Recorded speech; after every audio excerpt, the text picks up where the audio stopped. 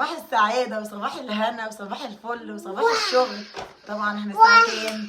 الساعة دلوقتي 7 بالليل.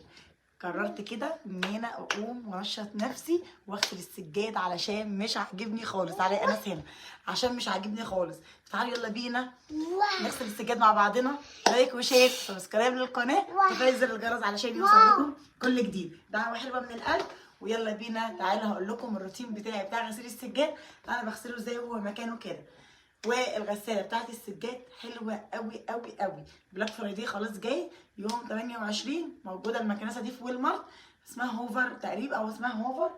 موجوده بتنزل من 100 ل 99 دولار. فاللي حابب يجيبها من هناك. حلوه قوي قوي وعلى ضمانتي هتعجبكم. يلا بينا نصلي على الرسول ونبدا الفيديو بتاعنا. مبدئيا اول حاجه بجيب المكنسه بتاعتي عادي خالص او المقشه او اي حاجه عندك. هتلمي اي فضلات، اي حاجه واقعه من العيال، اي بسكوتايه، اي فشرايه، اي حاجه يعني. هتلمي اي حاجه، تلمي التراب، تلمي اي حاجه في قلب المكنسه عشان لما تيجي تغسليها تبقي بتغسليها على نظافه. لمي بقى الستاره بتاعتنا دي كده في جنب. الشوت ده اهم حاجه. الشوت ده موجود في ويل مارت او موجود في اي مكان. جيبيه من على امازون اي حته. يعني الشوت ده بصوا للبقع ملوش حل ملوش حل. ما اقدرش استغنى عنه لا في هدوم ولا في سجاد ولا في اي حاجه. الشوت ده يعني بصوا الحل الاسرع لاي ست مصريه عندها عيال بيوقعوا بيدهولوا. وانتوا عارفين البيت اللي فيه عيال ما بيخلاش من الدهوله والمرمطه. دي طبعا بحب املاها ميه سخنه، ما بملاهاش ميه ساقعه. بملاها ميه سخنه كده. وطبعا الغسول مش لاقيه دايخه عليه بقالي فتره، فجبت نفس الماركه. جوزي راح جاب لي نفس بس والله طلعت حلوه يعني. جربتها يعني كنت خايفه تحرق المكنسه تحرق كده يعني. وبصراحه بقى نزلت بقى بصوا.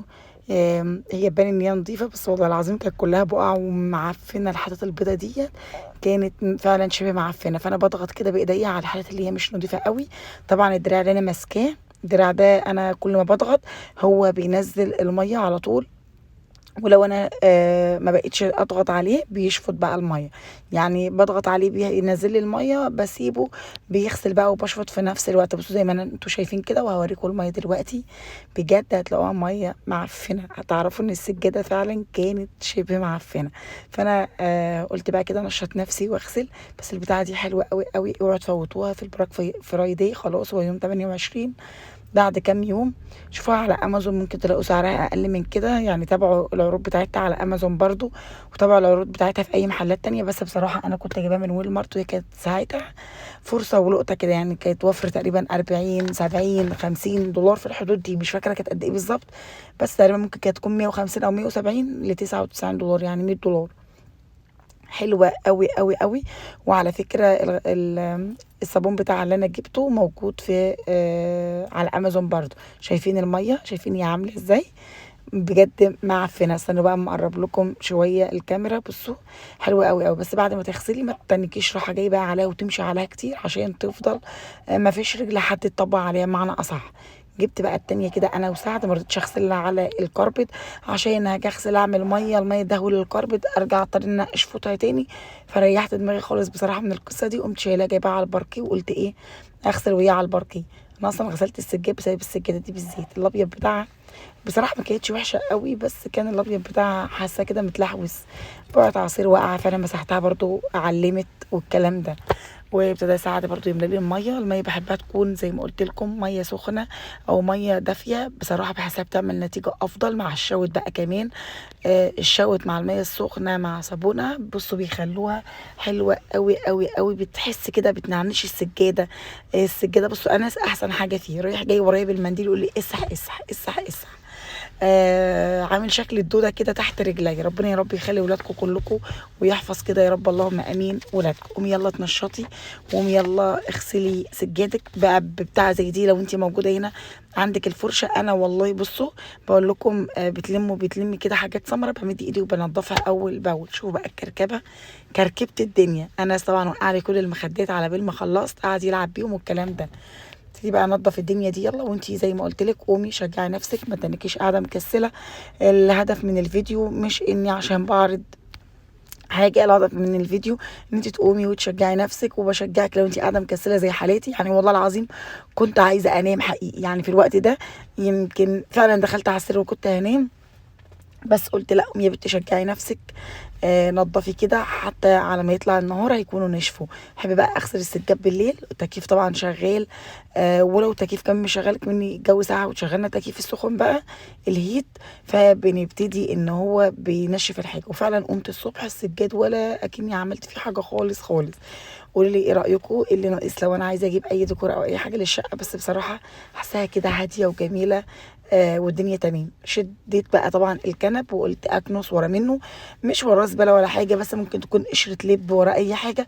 وطبعا احنا في امريكا الفيران يعني مش عايزه اقول لكم بتيجي على اقل حاجه، فانا بحافظ ان انا ما اخليش قشر لب، ما اخليش الحاجات دي، علشان هي اكتر حاجه المكسرات واللب والكلام ده هي اللي بتجيب الفيران في الشقق. ولو مش هي برضو انا مصر الكلمه بتبقى موجوده يعني بيها مش بيها، بيبقى في فران في معظم الاماكن، بس بنقول بنحافظ على قد ما نقدر وما نخليش قشر لب، ما نخليش تسالي في المكان. وننضف اول باول كده. بس كده الحته اللي انا بعملها بنضفها وبروقها اول باول. وجبت بقى فوطه كده برضو ببلها، مش بحط عليها معطر ولا حاجه، ببلها شويه ميه سخنين.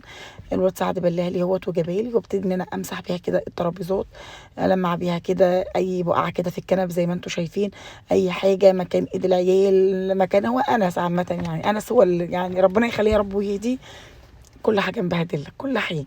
فببتدي كده اي حاجه الميه السخنه طبعا بصوا اكتر حاجه تنضف، واحس ان انا غسلت مواعين او نضفت كنب او غسلت حاجه، بحس ان الحاجه اللي في ايديا دافيه كده، وبمسح وبعمل بيها.